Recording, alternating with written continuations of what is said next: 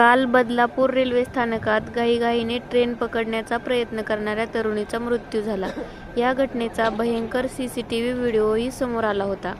ही घटना ताजी असतानाच आता भाजपचे नगरसेवक दीपेश म्हात्रे यांनी एक्सवर दिवा स्थानकातील एका धक्कादायक घटनेचा व्हिडिओ शेअर केला आहे. व्हिडिओत पाहू शकता की लोकल येण्यापूर्वीच प्रवाशांची रेल्वे फलाटावर प्रचंड गर्दी आहे. फलाटावरून लोकल गाडी पकडणे अशक्य असल्याने फलाटाच्या विरुद्ध दिशेने असलेल्या पटरीवर काही प्रवासी उभे आहेत. प्रवासी लोकल थांबण्याच्या आधीच जीव धोक्यात घालून विरुद्ध दिशेने लोकलमध्ये चढताना दिसत आहेत. यामुळे प्रवाशांच्या जीवाला धोका निर्माण झाल्याची भीती व्यक्त करण्यात येत आहे. दरम्यान हा व्हिडिओ दिवा रेल्वे स्थानकातील असल्याचे भाजपचे नेते दिनेश म्हात्रे यांनी म्हटले आहे. 1 वर्षापूर्वी मुंब्रा रेल्वे स्थानकात मोठा अपघात झाला होता. या अपघाताचा दाखला देतानाच म्हात्रे यांनी दिवा स्थानकातील भयानक वास्तव समोर आणला आहे.